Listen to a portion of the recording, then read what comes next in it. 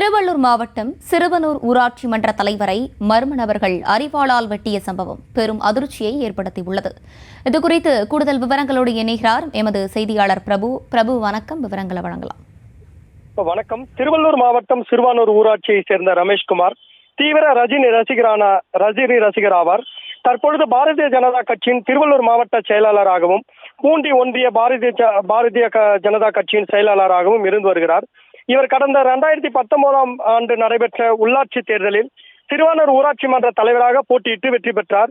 இந்த நிலையில் கடந்த 4.5 ஆண்டுகளாக ஊராட்சி மன்ற தலைவராக செயல்பட்டு வரும் சிறுவனூர் ஊராட்சிக்குட்பட்ட ஒத்தவாடா பகுதியில் தூய்மை பணி காலையிலிருந்து நடைபெற்று வரும் நிலையில் அதனை பார்வையிடுவதற்காக ஊராட்சி மன்ற தலைவர் ரமேஷ்குமார் சென்று பார்வையிட்ட போது அருகில் சென்னை மெட்ரோ வாட்டர் பகுதியில் மர்ம நபர்கள் 4க்கும் மேற்பட்டோர் போதையில் இருந்ததாக கூறப்படுகிறது.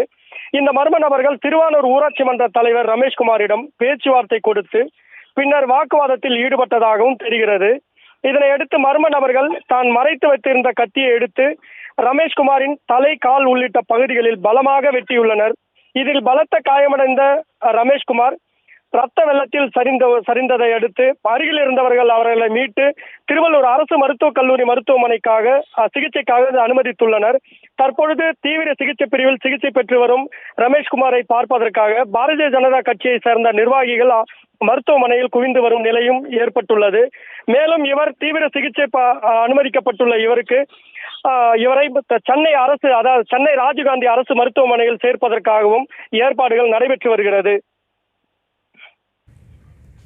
விவரங்களை வழங்கியமைக்கு நன்றி பிரபு. செய்திகளை உடனுக்குடனும் துல்லியமாகவும் தெரிந்து கொள்ள சப்ஸ்கிரைப் பண்ணுங்க.